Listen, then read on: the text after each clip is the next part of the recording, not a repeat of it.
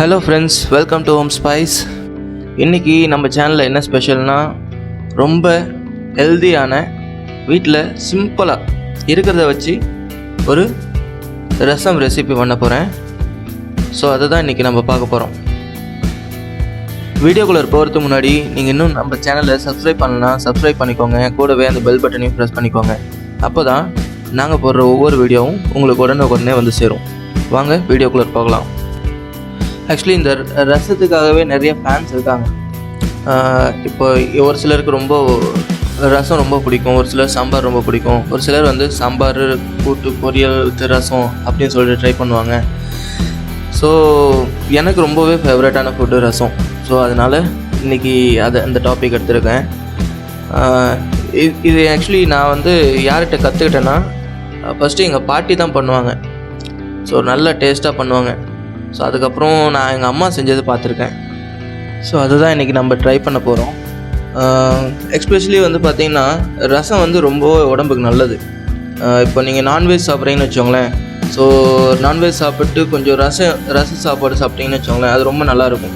உடம்பு கொஞ்சம் சீக்கிரமாக டைஜஸ்ட் ஆகும். ஸோ அந்த அசிடிட்டி ப்ராப்ளம்லாம் இருக்காது. ஸோ நிறைய விஷயத்துக்கு வந்து ரசம் வந்து ரொம்ப ஹெல்ப்ஃபுல்லாக இருக்கும். சரி வாங்க வீடியோக்குள்ளே போகலாம். இப்போ வந்து ஜீரகம் எடுத்துக்கோங்க. ஒரு 2-3 ஸ்பூன் ஜீரகம் எடுத்துக்கோங்க. ஜீரகம் தான் ரொம்ப இம்பார்ட்டண்ட் இதில். அடுத்தது வந்து மிளகு ஒரு கிட்டத்தட்ட ஒரு 30-35 பீசஸ்ன்னு எடுத்துக்கோங்க. அப்படின்னு பார்த்தீங்கன்னா அதேமாதிரி ஒரு 3 ஸ்பூன். அப்புறம் ஒரு பூண்டு பல் ஒரு 7-8 பல் எடுத்துக்கோங்க. ஒரு 10 சின்ன பீஸ்ன்னு எடுத்துக்கோங்களேன். அப்புறம் வந்து புளி ஒரு எவ்வளோ கிராம் இருக்கும், ஒரு 20 கிராம் இருக்கும். அப்புறம் எண்ணெய். அடுத்தது கொத்தமல்லி தழை எடுத்துக்கோங்க. அடுத்தது தக்காளி, ஒரு தக்காளி போதும். 2 வரமிளகா. ஸோ இவ்வளோ தான். ஸோ பேஸ் அவ்வளோதான். இப்போ வந்து அந்த தக்காளியை வந்து நல்லா கையிலேயே நல்லா நசுக்கி, இட் மீன்ஸ் நல்லா ஒரு பசைஞ்சு அது செப்பரேட்டாக எடுத்து வச்சுக்கோங்க. அப்புறம் புளியை கரைச்சி செப்பரேட்டாக எடுத்துக்கோங்க. ஸோ இது ரொம்ப இம்பார்ட்டண்ட். அடுத்தது வந்து பார்த்திங்கன்னா ஜீரகமும் மிளகும் சேர்த்து நல்லா உரலை நசுக்கிக்குவாங்க. ஸோ ஆல்மோஸ்ட் நம்மளோட பேஸ் வந்து ரெடி ஆகிடுச்சு. இப்போ நம்ம என்ன பண்ண போகிறோன்னா, அடுப்பில் கடாயை வச்சு அடுப்பை பற்ற வச்சுட்டு நம்ம எடுத்து வச்சுருக்கிற எண்ணெயை வந்து ஆட் பண்ண போகிறேன். ஒரு 3 ஸ்பூன் இருக்கும். 3 ஸ்பூன் எண்ணெய் நல்லா காயிட்டோம். எண்ணெய் நல்லா காஞ்ச உடனே நம்ம நல்லா நச்சு வச்சுருக்கிற சீரகமும் மிளகும், அம்மி இருந்தால் அம்மியில் அரைச்சி எடுத்துக்கோங்க. என்கிட்ட அம்மி இல்லை, அதனால் இதில் நச்சிருக்கோம். ஸோ இப்போ இதை வந்து நல்லா ஃப்ரை பண்ணணும். சிம்பிளாக, ரொம்ப சிம்பிள் தான். ஒரு குறைஞ்சபட்சம் ஒரு 2-3 நிமிஷம் தான் இந்த டிஷ் பண்ணுறதுக்கு.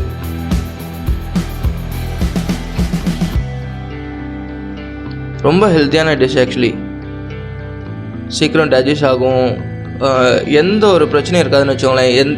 இந்த ரசம் சாப்பிடும்போது நம்மளுக்கு உடம்புல ஒரு சிலருக்குலாம் வந்து பார்த்திங்கன்னா சரி இப்போ வந்து நம்ம வந்து மஞ்சத்தூள் ஆட் பண்ணுறோம். 1 ஸ்பூன் மஞ்சத்தூள் ஆட் பண்ணுறோம். 1 ஸ்பூன் உப்பு. ஆக்சுவலி இந்த டிஷ் வந்து 2 பேர் சமைக்கிற அளவுக்கு பண்ணுறோம். இதுவே எங்களுக்கு வந்து பார்த்திங்கன்னா 2 டைம் வரும். 2 டைம் வந்து மீதி ஆகும்.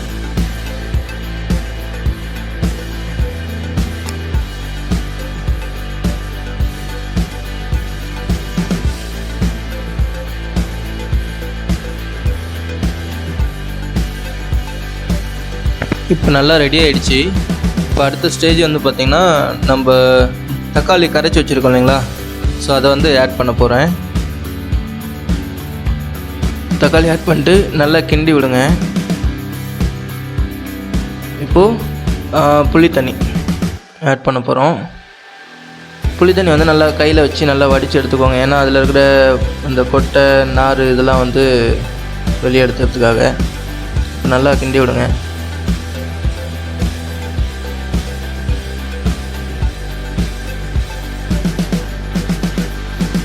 ரொம்பவும் ஈஸியான டிஷ் இது.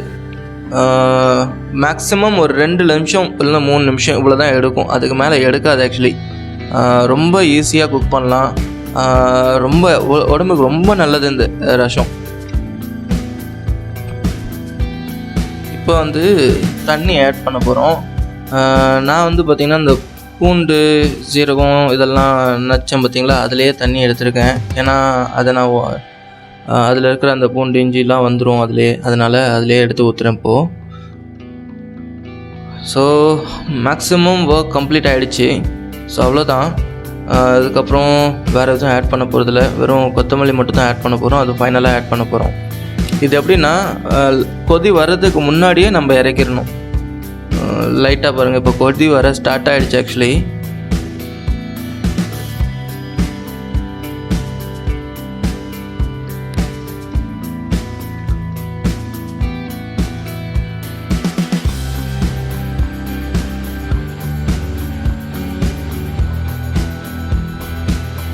ஸோ அவ்வளோதான்.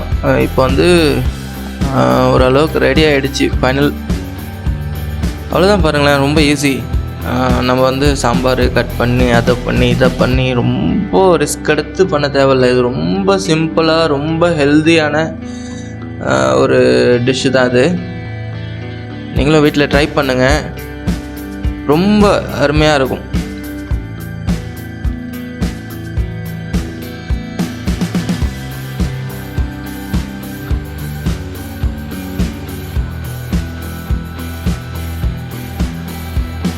அவ்வளோதான். இப்போது கொதி வர ஆரம்பிச்சிருச்சு. ஸோ இந்த ஸ்டேஜில் வந்து நான் கொத்தமல்லி ஆட் பண்ணுறோம். ஆட் பண்ணிவிட்டு அடுப்பை ஆஃப் பண்ணிக்கிறோம். அவ்வளோதான். ஸோ இன்றைக்கி ரொம்ப ஹெல்த்தியாக ஒரு ரசம் ரெசிபி பார்த்தாச்சு. அப்புறம் சொல்ல மறந்துட்டேன், நல்லா சப்போர்ட் பண்ணுறீங்க. நான் இது வரையும் ஒரு 5 வீடியோ தான் அப்லோட் பண்ணியிருக்கேன். எந்த ஒரு யூடியூபருக்கும் ரொம்ப ஸ்டார்டிங் ஸ்டேஜில் ரொம்ப டஃப்பாக இருக்கும். இந்த சுச்சுவேஷனில் நான் ஒரு 5 வீடியோ தான் அப்லோட் பண்ணியிருக்கேன். ஒவ்வொரு வீடியோவுக்கும் குறைஞ்சபட்சம் ஒரு 5Kலேருந்து 6K வியூஸ் போயிட்டுருக்கு. இப்போது அடுத்தது 200 சப்ஸ்கிரைபர் ரீச் ஆக போகிறோம். Keep supporting. உங்களோட சப்போர்ட்டிங் இல்லைன்னா எங்களால் அடுத்தடுத்த வீடியோ போட முடியாது. நீங்கள் பண்ணுற ஒவ்வொரு சப்ஸ்கிரைபும் எங்களுக்கு ஒரு பூஸ்ட் தான். ஸோ அடுத்தடுத்த வீடியோ பண்ணுறதுக்கான எங்களுக்கு ஒரு மோட்டிவேஷனாக இருக்கும். ஸோ நீங்கள் சப்ஸ்கிரைப் பண்ணுங்கள். நாங்கள் பண்ணுற வீடியோஸ் உங்களுக்கு பிடிச்சிருந்துச்சின்னா லைக் பண்ணுங்கள், ஷேர் பண்ணுங்கள். So keep supporting. நம்ம அடுத்த ஒரு வீடியோவில் மீண்டும் சந்திக்கலாம். தேங்க்யூ.